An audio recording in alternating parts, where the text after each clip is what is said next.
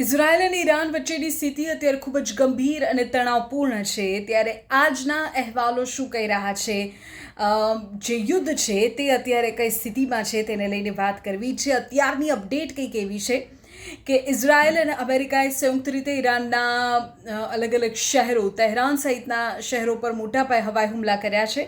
ઇઝરાયલનો દાવો છે કે તેમણે ઈરાનના પરમાણુ મથકો અને મિસાઇલ લોન્ચર્સને નિશાન બનાવ્યા છે.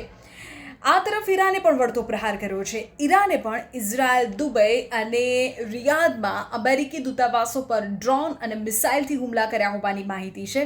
ઈરાને અત્યાર સુધીમાં સેંકડો બેલિસ્ટિક મિસાઇલ છોડી હોય તેવું પણ મીડિયા રિપોર્ટ્સમાં દાવો કરવામાં આવ્યો છે.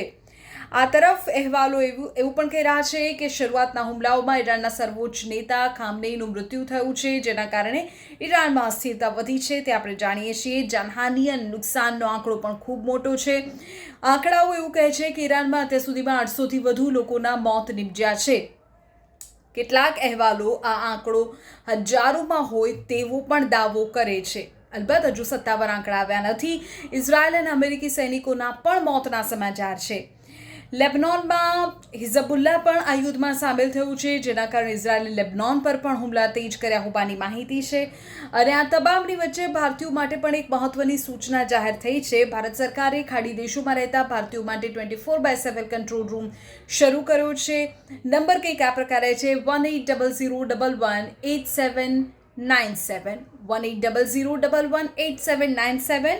આ ટોલ ફ્રી નંબર છે. અને એ સિવાય 1123012113 1123012113 આ હેલ્પલાઇન નંબર જાહેર કરવામાં આવ્યા છે.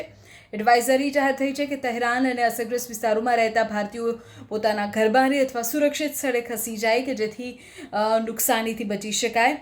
અર્થતંત્ર પર તો સીધી રીતે તેની અસર થઈ જ છે, પરંતુ યુદ્ધની જે પરિસ્થિતિ છે અત્યારે થાંભવાનું નામ નથી લઈ રહી.